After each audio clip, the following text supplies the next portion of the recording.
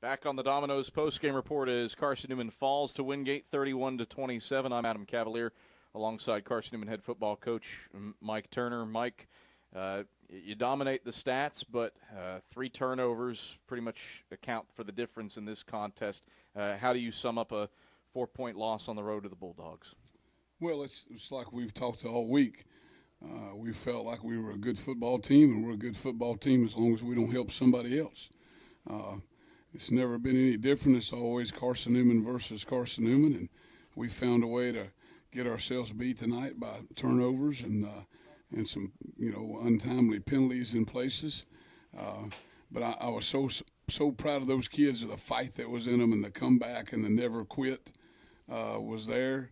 And I told them, hey, when we win a ball game, players do a great job, and when we lose a ball game, coach let them down. He didn't have them ready to go, and that's the way it needs to be. That's the way it needs to be. We've got to do a better job doing the fundamental things.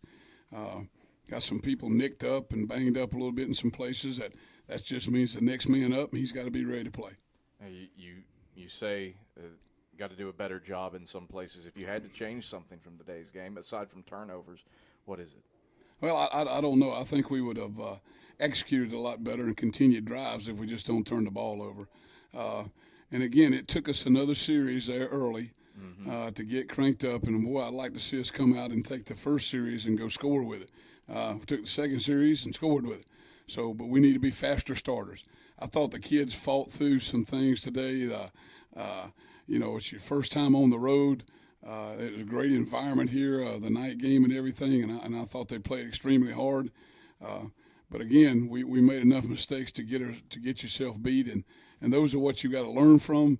I told them down on the field, it breaks my heart, but hey, we got 8 games to go. We got a long season to go, and there's a lot of things that can happen in those next 8 games. What's the biggest learning lesson that you take away from this defeat? I think where you learn to keep believing in each other. It's a never say I'm out of it. Never say that I'm not going to get it done. You keep believing that you will get it done.